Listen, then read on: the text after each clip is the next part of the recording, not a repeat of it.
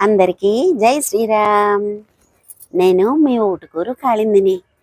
ఈరోజు శ్రీకృష్ణ శతకంలోని 23వ పద్యం చదువుకుందాం. 16,000 నూరూరు సుదతులు నెనమండ్రు నీకు సొంపుగ భార్యల్ విదితంబుగ బహురూపుల వదలక భోగింతు వౌరా వసుధను కృష్ణ.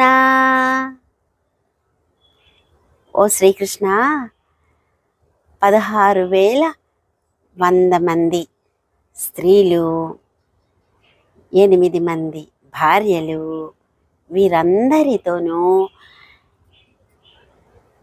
అన్ని రూపాల్లో, పలు రూపాల్లో నీవు భోగిస్తూ ఉంటావు, ఆనందిస్తూ ఉంటావు కృష్ణ.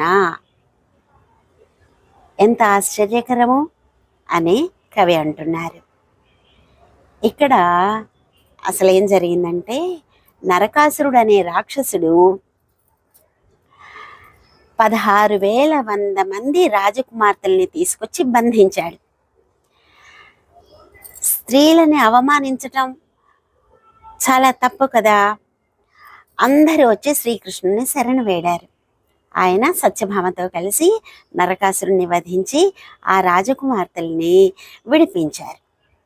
వాళ్ళు, శ్రీకృష్ణ, మేము నిన్నే భర్తగా ఎంచుకుంటున్నాము, మేము మా ఇళ్ళకి వెళ్ళము, తండ్రి మమ్మల్ని నువ్వే కాపాడు, మీ వద్దే ఉంటాం, మమ్మల్ని వదలకు అని అన్నారు. అప్పుడు వాళ్ళని ద్వారకకి తీసుకొచ్చేసారనమాట శ్రీకృష్ణుడు. అయితే వాళ్ళందరూ వాళ్ళ వాళ్ళ ఇళ్లల్లో ఉంటారు. అలాగే 8 మంది భార్యలు ఉన్నారు కదా, అష్టభార్యలు. వీళ్ళందరూ కూడా ఎంతో భక్తి తత్పరులు, కృష్ణుడు అంటే చాలా భక్తి ఉన్నవాళ్ళు. వాళ్ళు ఏ రూపంగా కృష్ణుడిని ధ్యానిస్తే వాళ్ళకి ఆయా రూపాల్లో ఆయన అనుగ్రహించాడు. ఆయన భగవంతుడు కాబట్టి ఒకే సమయంలో ఎంతమంది ఎన్ని రకాలుగా భావిస్తే అంతమందికి అన్ని రకాలుగా అనుగ్రహించే శక్తి కలవాడు. అలాంటి శక్తివంతుడైన కృష్ణుడికి నమస్కారములు. ఇది భగవంతుడికి భక్తుడికి ఉండే అనుబంధాన్ని తెలియజేస్తున్నదిగా మనం గ్రహించాలి. ఇదే పద్యాన్ని మరొకసారి చదువుతాను, వినండి.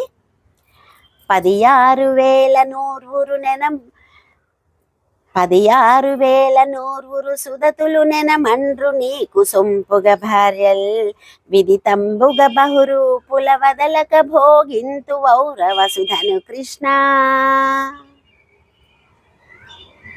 రేపు మరో